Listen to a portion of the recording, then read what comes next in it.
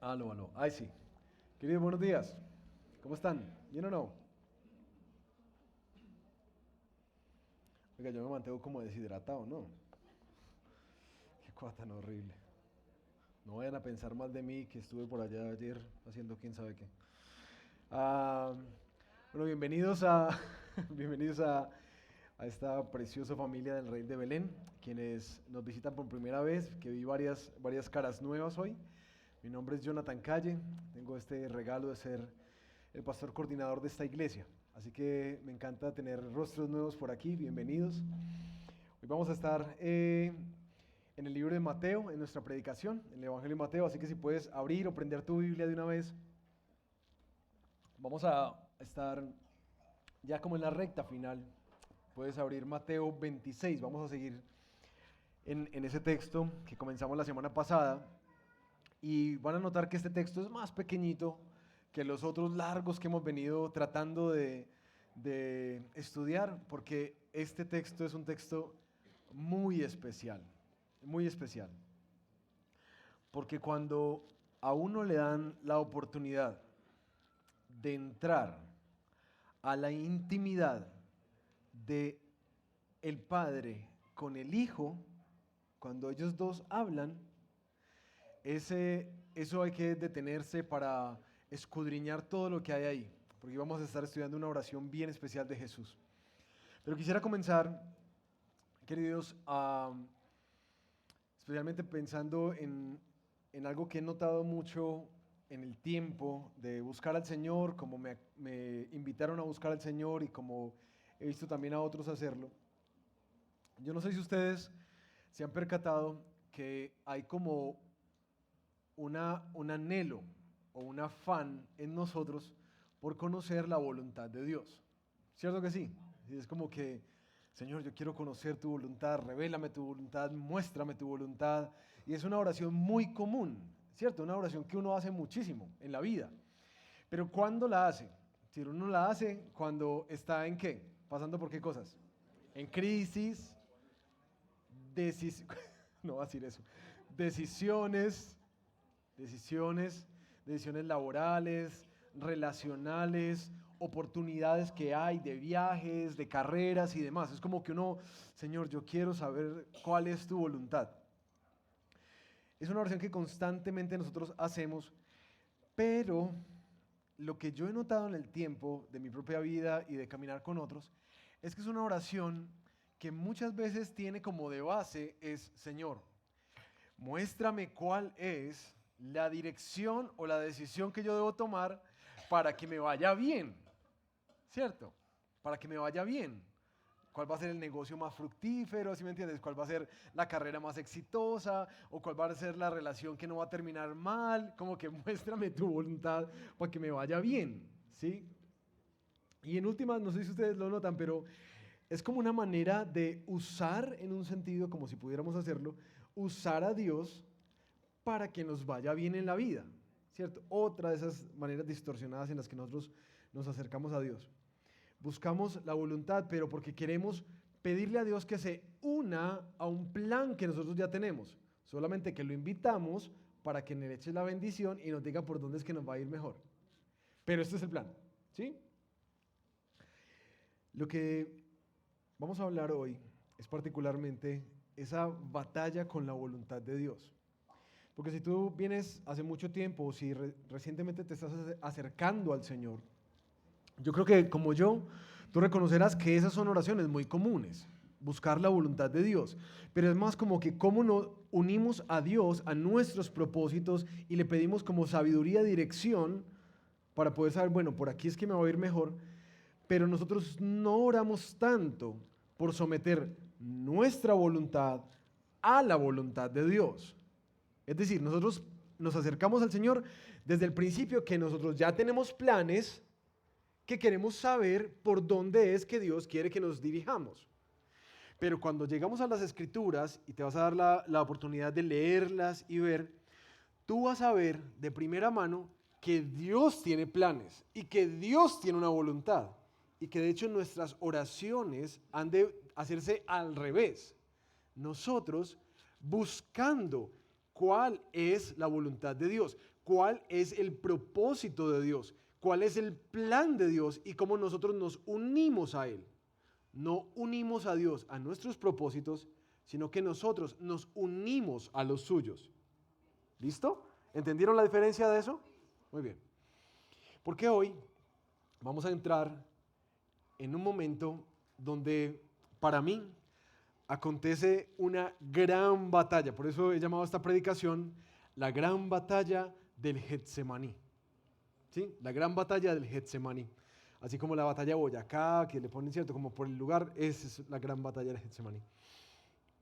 Pero algunos me van a decir, no, pero ¿cómo así? Jesús no peleó con el Padre. Jesús nunca estuvo como resistiéndose a Él. Tienes razón. No, nosotros no vemos a Jesús peleando con el Padre en la manera en que tú y yo lo hacemos usualmente.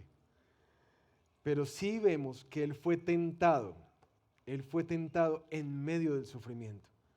Que el sufrimiento para Él sí era una prueba que tenía que pasar. Y había una batalla que tenía que librar, como dice Hebreos 5:7. Hoy vamos a estudiar este famoso y precioso texto que algunos dicen que uno debería acercarse quitándose el calzado de sus pies para entrar en este aposento, en este lugar secreto, cuando Jesús habla con el Padre en el huerto del Getsemaní. ¿Sí?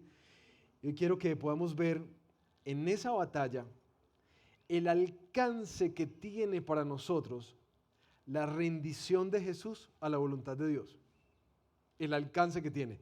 Pero también que podamos entender la belleza y la gloria de que nosotros nos rindamos también a la voluntad de Dios. Eso es lo que yo quiero que podamos tener bien claro el día de hoy a través de este texto. Pero antes de comenzar, permítanme orar y entregar este tiempo al Señor. Bueno, Padre,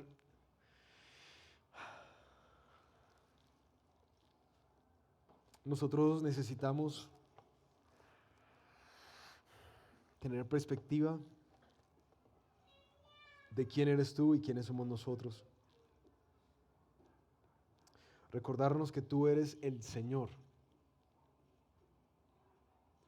que nosotros somos tus criaturas, tus hijos, tus siervos. Tú sabes que entre más rápido logremos entender quién eres realmente y quiénes somos nosotros, va a ser mucho más sencillo para nosotros caminar con gozo hacia la rendición a tu voluntad. Solo tú sabes cuánto nos resistimos,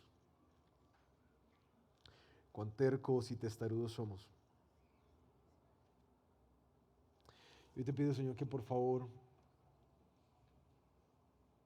nos hagas entender que siempre esta batalla, con tu voluntad y con tu propósito, es una batalla que no podemos ganar, porque de hecho ganarla sería lo más triste para nuestra vida. Como diría un autor, esta es la única batalla que ganamos cuando perdemos. Y yo te pido que hoy podamos perder delante de ti para ganar la vida que tú quieres darnos en Cristo Jesús. Amén. Bueno, vamos a meternos a este lugar secreto del Getsemaní. ¿Te recuerdan que la semana pasada estuvimos hablando de estos encuentros que Jesús tuvo y la determinación a ir hacia la cruz, aunque había un complot para matarlo de los líderes religiosos? Había un discípulo que lo estaba vendiendo a precio de esclavo, Judas. Había un grupo de seguidores que lo abandonarían y había un líder que lo había delegado que lo iba a negar, ¿cierto? Y que a pesar de eso Jesús sigue avanzando hacia la cruz. ¿Recuerdan eso? Ahora, versículo 36, continúa esa narración. Entonces Jesús llegó con ellos a un lugar que se llama Getsemaní y dijo a sus discípulos: siéntense aquí mientras yo voy allá y oro. Y tomando con él a Pedro y a los dos hijos de Zebedeo, comenzó a entristecerse y a angustiarse. Entonces les dijo: mi alma está muy afligida hasta el punto de la muerte. Quédense aquí y velen junto a mí.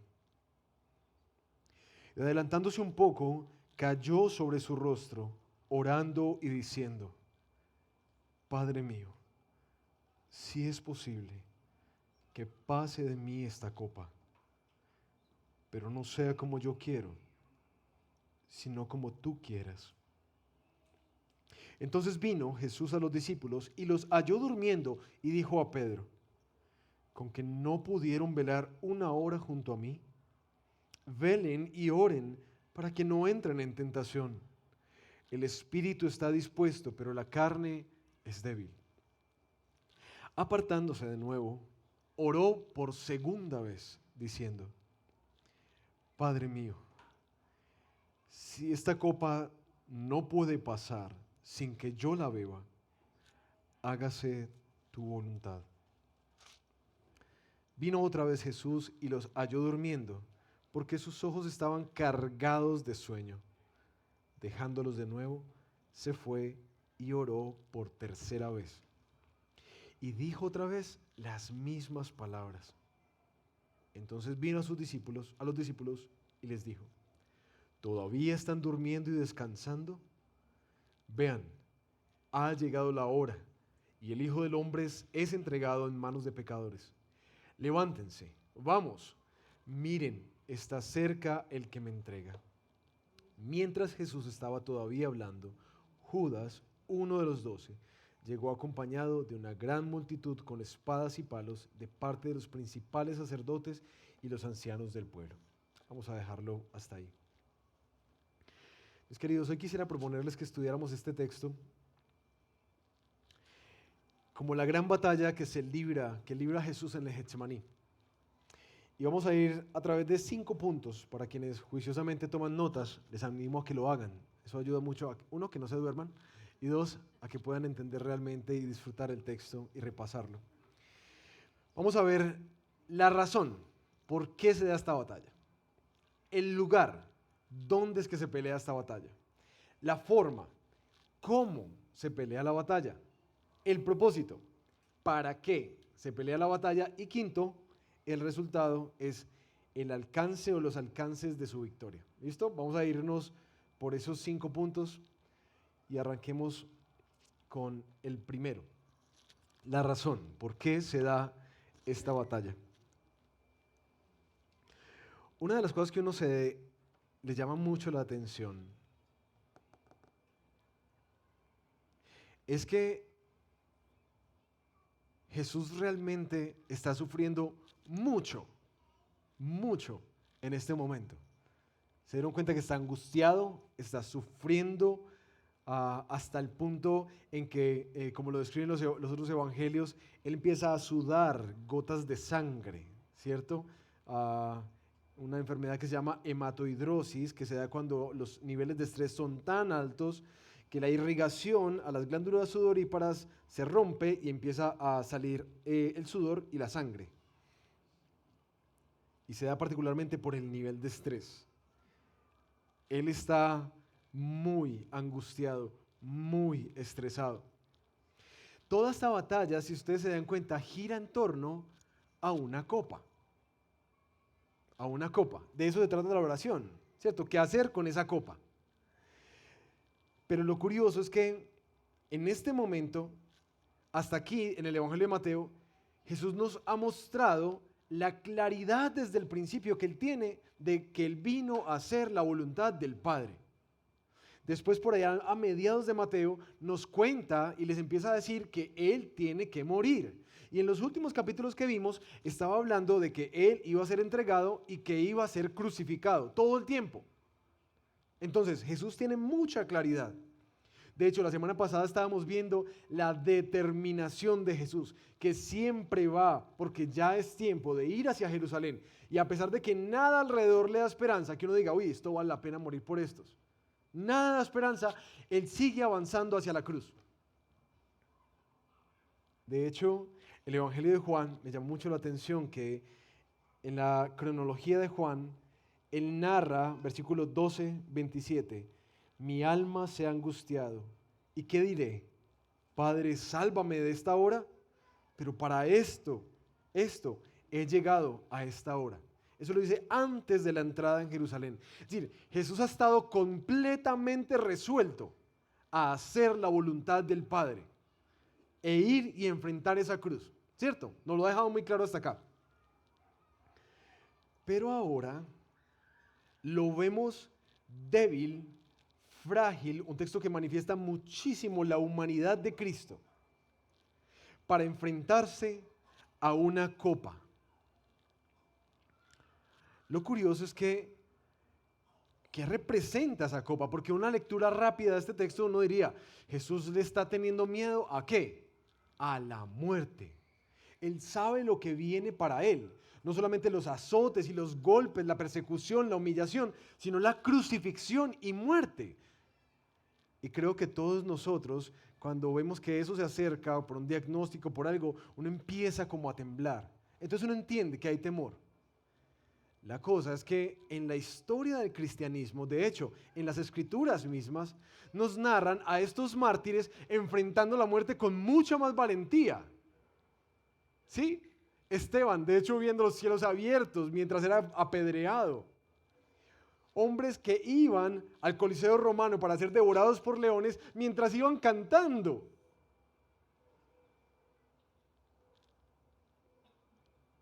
Entonces, ¿por qué Jesús está así? Si tantos de sus seguidores enfrentaron la muerte con tanto gozo. El secreto está en la copa. ¿Qué es esa copa? Dice el Salmo 75, 8, una de las referencias del Antiguo Testamento, hay más, porque hay una copa en la mano del Señor y el vino se fermenta lleno de mixtura y de este Él sirve. Ciertamente lo sorberán hasta el fondo y lo beberán todos los impíos de la tierra. La copa en el Antiguo Testamento se ha referenciado constantemente como la copa de la ira de Dios. La copa de la ira de Dios.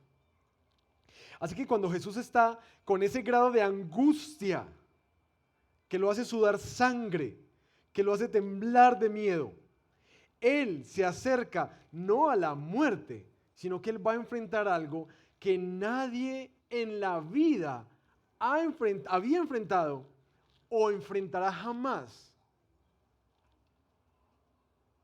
En primer lugar,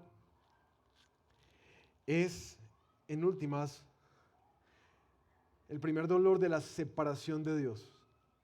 ¿Recuerdan esa palabra de Jesús en la cruz? Padre, ¿por qué me has abandonado? La perfecta unidad de la Trinidad, quebrantada por un momento, por lo que representa Cristo ahí en la cruz. Todo el pecado de la humanidad. Como dice Isaías 53, el precio de nuestra paz cae sobre Él. Por nuestro pecado es que Él es crucificado. Nuestra iniquidad está sobre Jesús. Ahora, pero ¿cuál es, en últimas, el gran temor de Jesús? Es que Él por primera vez va a experimentar en la vida la ira de Dios. Pero ¿qué es lo que tiene esa copa? Y como lo decía un comentarista, Jesús está a punto de enfrentarse a millones de infiernos juntos a causa del pecado de nosotros. Él está a punto de tomar eso sobre sí mismo. Jesús no tiene miedo a la muerte. Jesús está pidiendo que esa copa, por favor, si es posible, no la tenga que beber. Porque es que la salvación nuestra estaba toda ahí, concentrada. Y eso era, esa oscuridad, esa putrefacción, es lo que está a punto de tomar Jesús en la cruz. ¿Me entienden por qué Él está así? ¿Cuál es en últimas la razón de esa batalla? Jesús está tomando el lugar de la humanidad y enfrentando en sí mismo, vaya camino a enfrentar la ira de Dios, la copa de la ira. ¿Dónde es que Jesús pelea esta batalla? El lugar. ¿Vieron dónde estaba? En el Getsemaní. Si ustedes ven los otros evangelios, se van a dar cuenta que el Getsemaní quedaba en el Monte de los Olivos. ¿Sí? En el Monte de los Olivos. Había un lugar especial que se llamaba el Getsemaní. Y es muy importante ese Monte de los Olivos porque lo que uno sabe del Monte de los Olivos es que Jesús constantemente estaba allá. ¿Y qué estaba haciendo? Orando. Dice Lucas 21:37, durante el día enseñaba en el templo, pero al oscurecer pasaba la noche en el monte llamado de los Olivos. Jesús corre en medio de la gran aflicción de su vida al lugar secreto con Dios. Jesús no va a otro lugar, Jesús va al monte donde siempre se encontraba con el Padre. Va al lugar secreto, al lugar donde pasaba noches orando. Simplemente que esta noche iba a ser muy diferente la oración. Pero es curioso que no digan solamente que va al Monte de los Olivos, sino que dice que a un lugar llamado Getsemaní, que literalmente significa la prensa de los olivos. Y hay mucho del simbolismo de lo que está pasando justamente en el único lugar, junto con Marcos, donde se referencia al Getsemaní, que es justamente donde Jesús está siendo aplastado, donde su voluntad está muriendo para rendirse a la voluntad de Dios, en el Getsemaní. Esa noche va a ser muy diferente. Y también particularmente algo que hace es que invita a otros a acompañarlo. Y uno se pone a pensar, como lo hemos estado haciendo en las otras predicaciones anteriores, ¿por qué Jesús hace lo que hace? ¿Por qué se lleva a sus discípulos con él? Y ven que hace un filtro. Se va con los 12 y después los dice, no, quédense acá. Y toma esta triada que lo ha acompañado en eventos particulares, ¿cierto? A Pedro y a los dos hermanos Juan y Jacobo, los hijos de Zebedeo. Y los toma y se los lleva y los deja en un lugar y les pide que oren por él, ¿cierto? Que velen. Y después él se va más adelante y ora solo. El texto nos dice que los discípulos fracasan en aquello que Jesús le está pidiendo, ¿sí? Entonces de entrada uno dice, no era para que ellos fueran los guerreros de oración, porque no lo fueron, se durmieron, ¿sí? Pero gracias a ellos, nosotros tenemos el registro de esta oración. Es muy curioso. Tenemos este registro de esta oración. Parece que los discípulos, esta triada en particular, aparece otra vez, como espectadores. Ellos no hacen nada. ¿Recuerdan cuando los invitó a la transfiguración? No hacen nada. Los lleva otra vez a donde la hija de Jairo y no hacen nada. Y aquí los está llevando al lugar más agónico de Jesús. El momento más crucial donde uno lo ve quebrado completamente. Y Jesús es vulnerable con ellos y les pide que lo acompañen en oración. Y uno dice, ¿para qué? Porque estos siempre parecen estos tres pelagatos que no hacen nada, aparecen viéndolo. Claro, cuando uno va a Gálatas, es que uno empieza a darse cuenta. Claro, es que Pablo se refiere a ellos tres como las columnas de la iglesia en Jerusalén. Parece que Jesús con estos tres estaba haciendo como un proceso de aprendiz ministerial, ¿cierto? Como que los lleva a observar. Pero claro, ellos son, en este discipulado intencional, quienes van a soportar adelante la iglesia. Y mucho de lo que en privado vieron va a ser trascendental en el avance del evangelio posteriormente.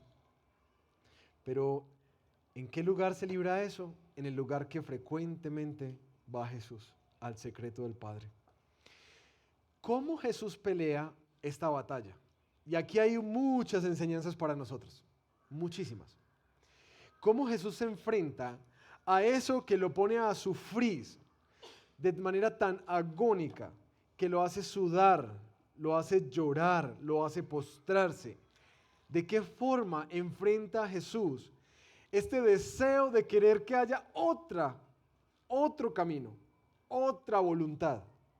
No esta que el Padre le ha indicado. Por favor, si hay otra. Y aquí hay unos principios muy hermosos que yo quiero que aprendamos nosotros de nuestro precioso Señor. ¿Cómo luchar con la voluntad de Dios? Si ustedes ven el texto, menciona que Jesús ora 3 veces. ¿Sí? 3 veces. Pero las 3 oraciones son distintas. Hay una oración inicial y 2 que se repiten. ¿Se dieron cuenta de eso? Las oraciones no son iguales. Porque la primera oración, versículo 39, es: Padre mío, si es posible, que pase de mí esta copa, pero no sea como yo quiero, sino como tú quieres. Aquí Jesús le está preguntando al Padre si es posible que haya otro camino. ¿Sí? Pero la segunda oración, que es la que se repite como tercera, en el versículo 42, Padre mío, si esta copa no puede pasar sin que yo la beba, hágase tu voluntad. ¿Ven que las 2 oraciones son distintas? Porque la primera está buscando si hay una posibilidad de, y en la segunda ya hay como una confirmación de que no es posible. Y de hecho hay una resolución de Jesús: que se haga tu voluntad. Si no es posible, que se haga tu voluntad. Parece que en esta segunda oración Jesús ya caló que no era posible. Ahora Él responde: si no es posible, pues entonces que así sea. Y después va y vuelve y por tercera vez ora las mismas palabras. La primera oración es una petición. La segunda y tercera oración es una rendición. Son diferentes. Pero ¿cuáles son unos principios que uno podría ver para admirar a Jesús y para aprender de Jesús? El primero: Jesús libra estas batallas desde la fragilidad. Porque, mis queridos, cuando uno lucha con la voluntad de Dios, especialmente llegan esos momentos donde no es fácil seguirlo o seguirla. No es fácil tomar esas decisiones. Hay una gran tristeza, una angustia, sudor de sangre. Jesús está yendo al Padre completamente vulnerable, frágil delante de Él, que es un aliento para nosotros cuando luchamos con la voluntad del Señor, que podemos ir así, resquebrajados.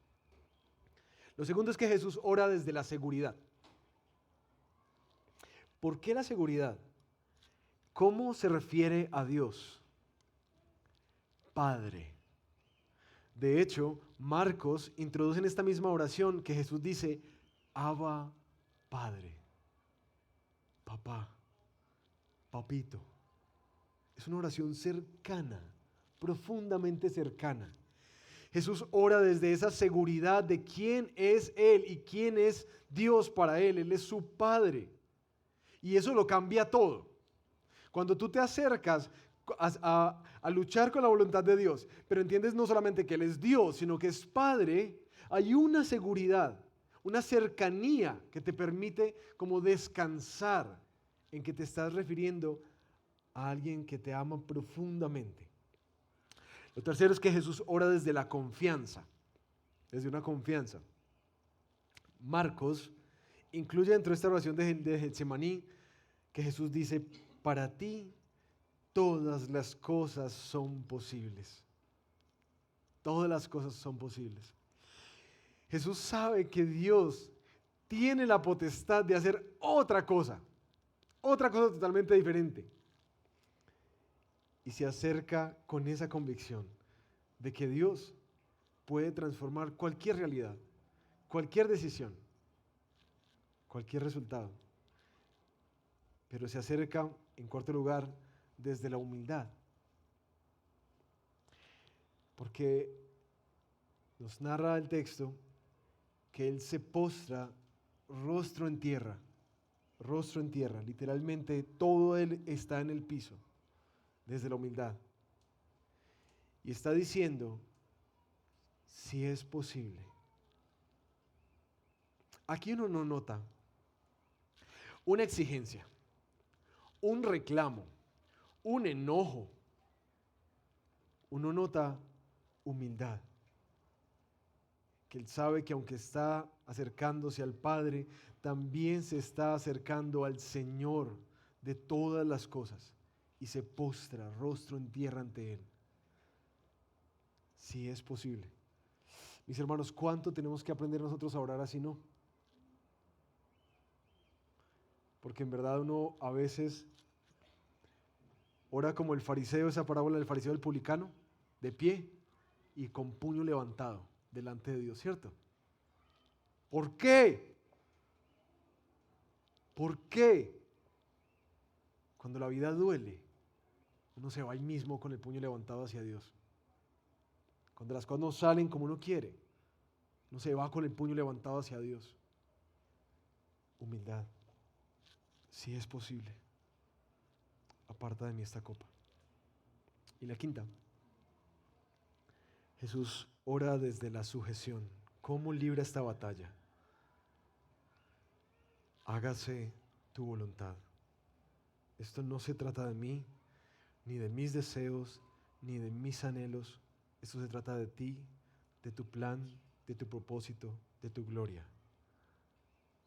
Así libra Jesús esta batalla con la voluntad de Dios. Tan diferente, ¿no? Tan diferente.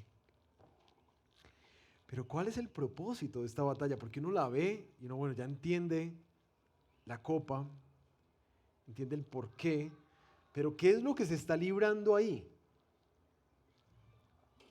Resulta que Jesús podría evitar esta batalla. Y vamos a ver la próxima semana, en Mateo 26, 53, cuando lo arrestan. Les voy a hacer un spoiler de la otra semana. Cuando lo arrestan, sale uno de sus discípulos y saca una espada y ¡chan! Le mocha la oreja al siervo del sacerdote. Y Jesús lo reprende y le dice, ¿tú crees que yo no podría pedirle al Padre y Él me enviaría 12 legiones de ángeles para que me defendieran? ¿Tú crees que yo no podría hacer eso? Eso le da un sazón a este texto mucho más tremendo. O sea, Jesús sí podría haber evitado la cruz. Entonces, ¿por qué va hacia ella? De hecho, dice que le podría pedir al Padre eso. Y él está seguro que el Padre le respondería. Entonces, ¿por qué sigue empecinado en morir? Si podría evitarse el sufrimiento.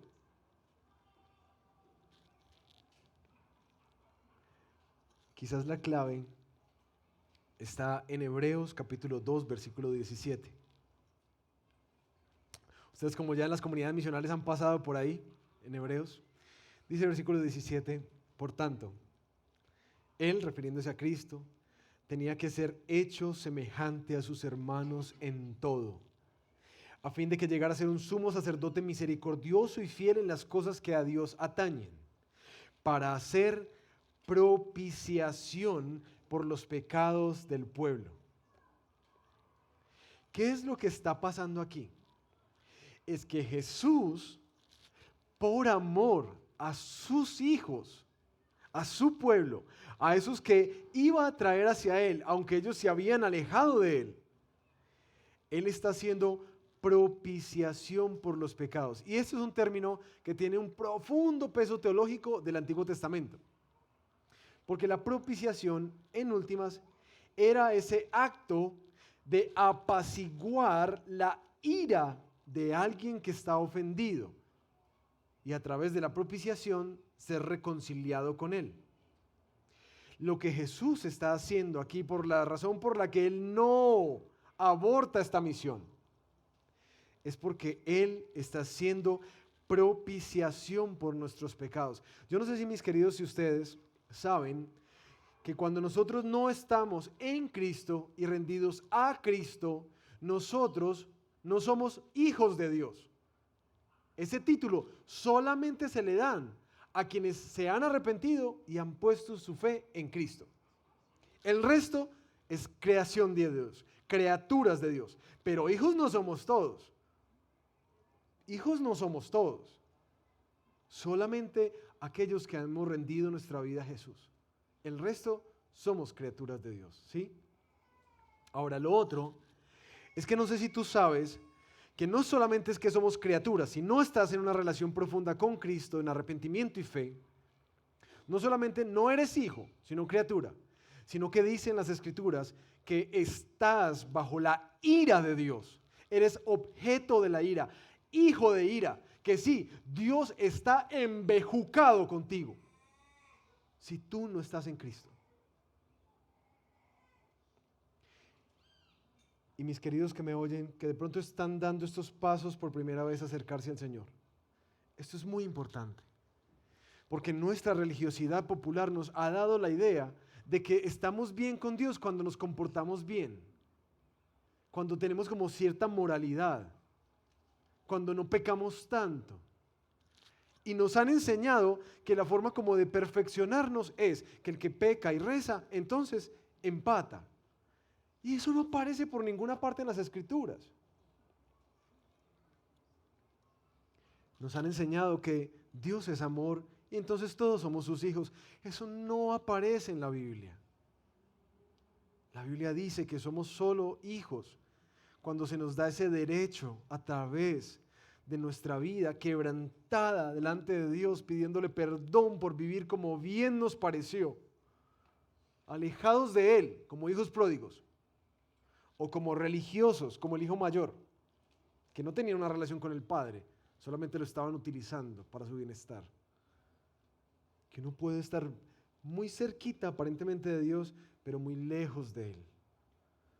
Y quisiera llamarte la atención a eso, porque en últimas lo que está pasando aquí es que Jesús es consciente de que todos somos objetos de la ira de Dios y que la única manera de apaciguar esa ira justa, porque Él es un Dios santo y perfecto, es que haya un sacrificio sustituto, un cordero sin mancha, perfecto, pero no solamente por una persona, sino por, como dicen las Escrituras, por la humanidad. Así que Jesús aquí sigue avanzando constantemente. ¿Por qué? Porque en últimas, sin ese sacrificio, nosotros no tendríamos esperanza. Dice un autor que la hermosa verdad del Evangelio es que los seguidores de Jesús somos salvados de la ira de Dios y reconciliados con Él. No porque hayamos amado mucho a Dios, sino porque Él nos amó a nosotros primero y envió a su Hijo como propiciación por nuestros pecados. Primera de Juan 4:10. Sin esto que Jesús estaba a punto de hacer, ni tú ni yo podríamos acercarnos a Dios y llamarlo Padre. Pero otra cosa que se está librando aquí es que esa propiciación requería un cordero sin mancha, perfecto, completamente. Por eso es tan importante la manera en que Jesús se está rindiendo completamente a la voluntad de Dios. Porque ahí Él está representando todas nuestras rebeldías, toda nuestra terquedad. Él está siendo perfecto. Si Jesús no hubiera sido perfecto, este sacrificio no serviría de nada. Pero Él fue sin mancha, sin pecado. Y aquí lo está evidenciando una vez más. Ahora, ¿por qué es tan importante lo que Él está a punto de hacer en la próxima semana en la cruz? Por el alcance de esa victoria, el resultado.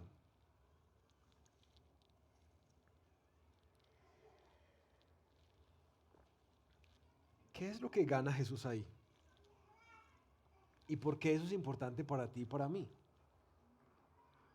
porque hasta aquí sabemos que Él batalló con esa voluntad, podría haber abortado la idea, pero sigue resuelto a hacerla, porque Él sabe que en últimas Él está representando el perdón para muchos de nosotros, el perdón de nuestros pecados y nuestra adopción. Pero ¿cuál es el alcance que tiene esto? Dice Hebreos 5, del 7 al 10. Cristo, en los días de su carne, habiendo ofrecido oraciones y súplicas con gran clamor y lágrimas al que lo podría librar de la muerte, fue oído a causa de su temor reverente. Oiga lo que hace el temor reverente. Hace que Dios nos escuche. Aunque era hijo, aprendió obediencia por lo que padeció. Y habiendo sido hecho perfecto, sin mancha, ni arruga, ni ningún otro defecto, vino a ser fuente de eterna salvación para todos los que le obedecen, siendo constituido por Dios como sumo sacerdote, según el orden de Melquisedec. ¿Qué es el alcance de esta lucha y de esta victoria? Que gracias a Jesús nosotros tenemos una fuente de salvación constante. Sin que Él hubiera ganado esto, tú y yo no tendríamos esperanza. Si no hubiera un sacrificio sustituto, todavía tendríamos una lista de cosas por hacer, tratando de hacer ese checklist de cómo cumplirle a Dios, para presentarnos santos, perfectos, para recibir su amor, su bendición, su cuidado, para sentirnos hijos. Estaríamos todavía mirando a ver en qué pecamos y en qué no, en qué pecamos y en qué no, tratando a través de nuestras obras de justificarnos delante del Padre. Pero ahora tenemos un sumo sacerdote, que es el que representa al pueblo delante de Dios. Él está delante de nosotros representándonos con su santidad y con su obediencia delante de Dios a todos estos pecadores. Él está representándonos. Por eso el Padre no nos ve, sino que ve al sumo sacerdote que intercede por todos aquellos que han puesto su fe y su esperanza en Él. Por eso cuando nosotros caemos y pecamos y fracasamos en nuestro deseo de honrar a Dios, un verdadero creyente siempre corre al arrepentimiento y se esconde detrás de Jesús y sigue avanzando con un anhelo de que su vida cada vez más sea conformada a la estatura de Cristo para la gloria de Dios. Pero no se aleja pensando que, ay no, entonces ya Dios, ya no tengo perdón. Ya Dios me va a mirar feo. Ya Dios me está mirando como que, otra vez, hermano. ¿Por qué? Porque las Escrituras nos dicen que nosotros tenemos a alguien que nos representa delante del Padre.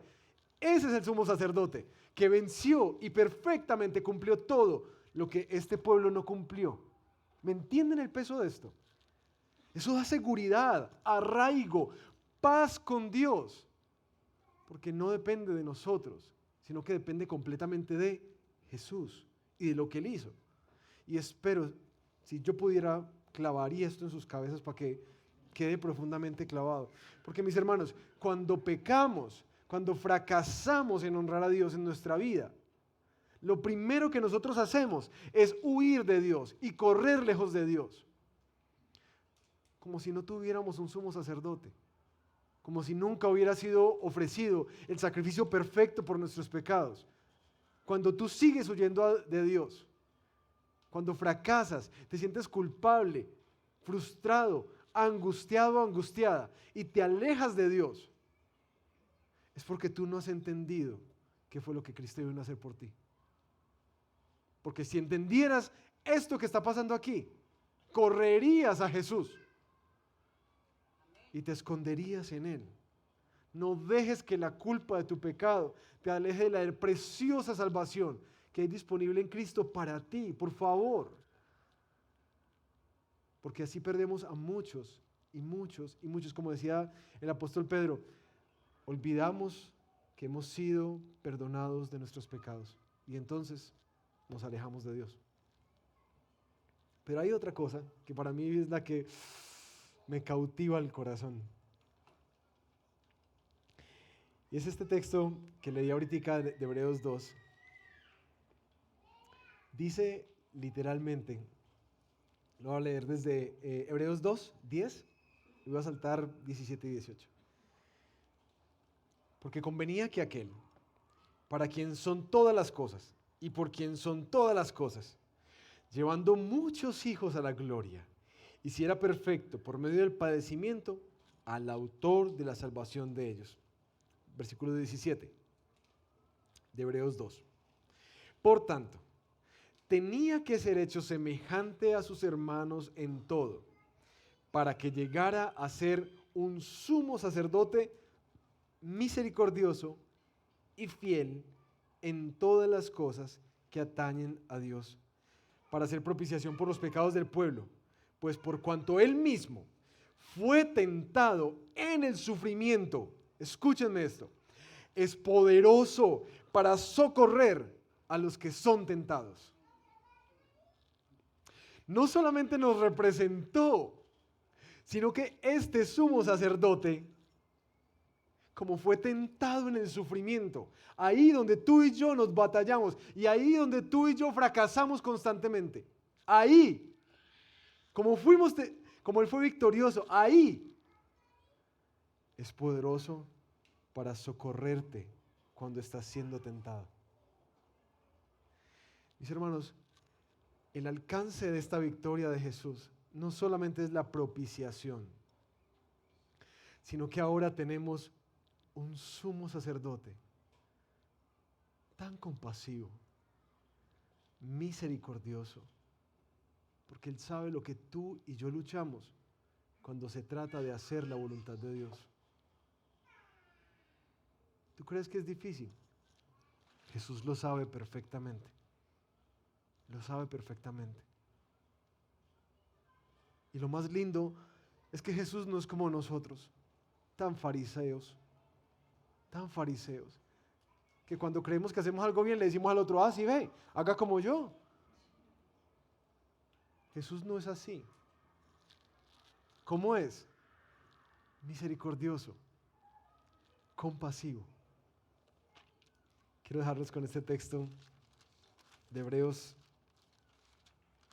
capítulo 4,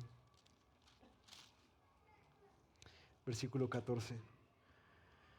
Teniendo pues un gran sumo sacerdote que trascendió los cielos, a Jesús, el Hijo de Dios, retengamos nuestra fe, porque no tenemos un sumo sacerdote que no pueda compadecerse de nuestras flaquezas, sino uno que ha sido tentado en todo como nosotros, pero sin pecado.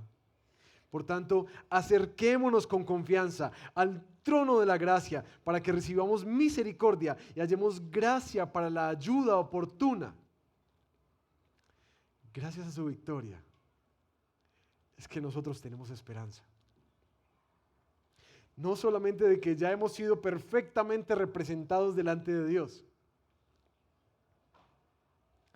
sino que también tenemos un gran Salvador que está dispuesto, presto, atento, con compasión para rescatarte cuando constantemente estás peleando con rendirte y sujetarte a la voluntad de Dios. Esto es hermoso,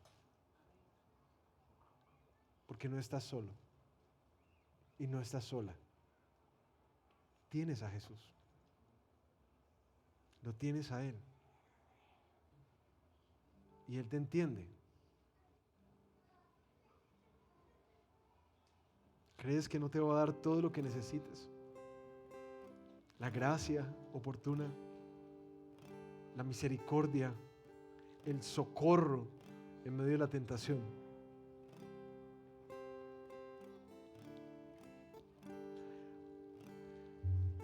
Para terminar ahí, unos personajes de los que no hablamos. Los discípulos. Esos que dijeron, Señor, nosotros somos capaces de tomar esa copa contigo. ¿Recuerdan a los hijos de Zebedeo? Nosotros podemos. Y claro, aquí salen corriendo. Esos que no se dejaron vencer por la carne, porque la tentación de autopreservar sus vidas les hizo negar al Señor y salir corriendo. Esa batalla de los discípulos, esa que perdieron ellos, no es sino una evidencia, un espejo de nuestra propia vida. Que nuestra carne es profundamente débil, aunque el Espíritu que Dios ha puesto dentro de nosotros nos jale a hacer su voluntad, nuestra carne es débil, pero Él sale en nuestra ayuda, Él sale en nuestro socorro. Hoy esta gran batalla, te decía desde el comienzo, es una batalla que Jesús no libra por Él, libra por ti y por mí. Y las dos cosas que yo quiero que queden ancladas en tu corazón, en primer lugar, es que tú disfrutes del alcance que tuvo la rendición de Jesús para el perdón de tus pecados, para que ya no te tengas que esconder de Dios, para que ya no tengas vergüenza, porque tienes un sumo sacerdote que te representa perfectamente. Pero la otra es para que tú puedas entender la belleza y la gloria de aprender a rendirte al Padre, y que sepas que está dispuesto este precioso, misericordioso, compasivo Salvador para ayudarte en el momento en que más lo necesitas. La pregunta es: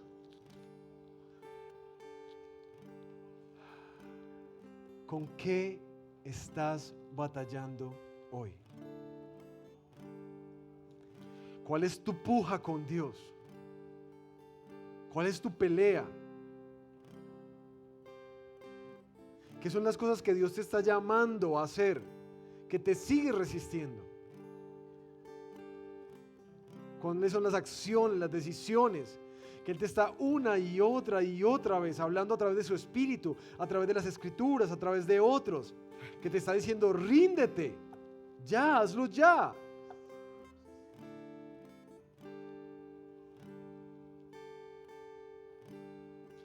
Y quiero que pienses eso.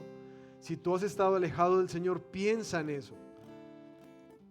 ¿Cuál es esa batalla del Getsemaní que estás librando?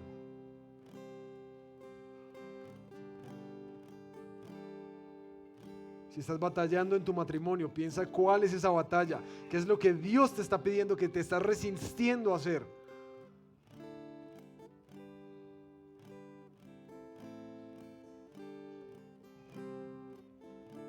En tu vida, como padre, como madre, como hijo, ¿qué es lo que Dios te está llamando a rendir? Porque quiero animarte a que tomes este tiempo para orar. Quizás algunos de nosotros orar en arrepentimiento, porque no hemos hecho sino pelear a puño alzado con Dios, con altivez, orgullo, reclamo. Y quiero invitarte, si tú has estado así, ven a este compasivo Salvador, que murió justamente porque tú actúas de esa manera.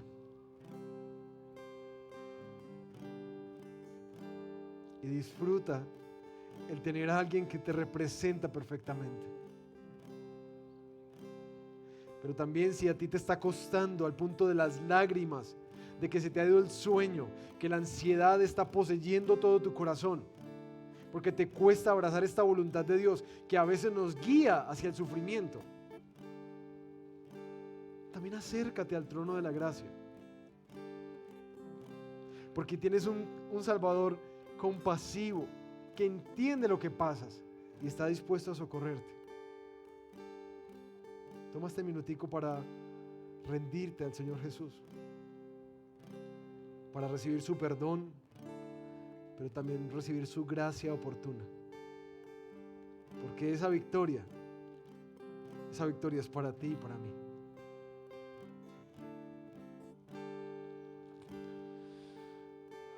Gracias, Padre, por hacer lo que constantemente es imposible para nosotros.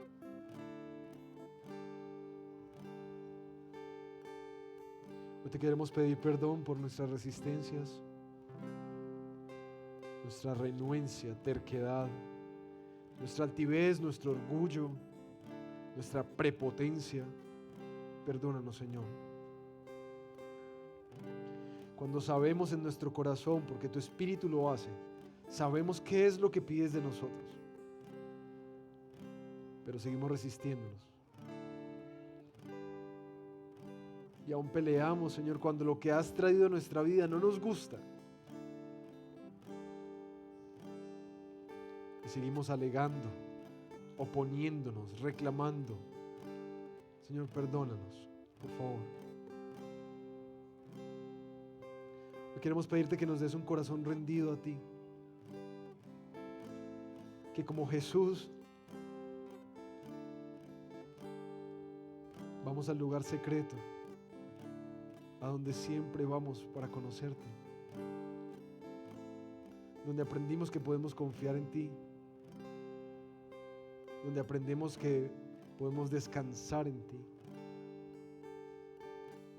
donde nos humillamos ante ti y donde sometemos nuestra voluntad a la tuya.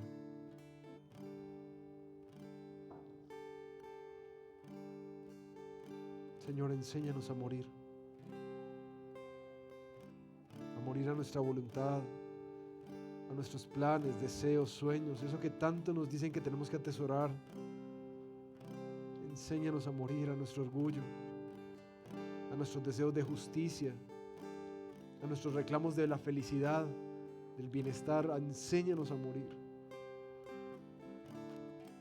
para que la vida de Cristo sea lo que cosechemos, para que la vida de Jesús sea lo que llene nuestra vida, para que los frutos de Dios vengan a nuestros hogares, a nuestros lugares de trabajo, a nuestra iglesia, a nuestra ciudad. Hoy nos rendimos, Señor, a ti y te decimos juntos: no como yo quiero, sino como tú quieres.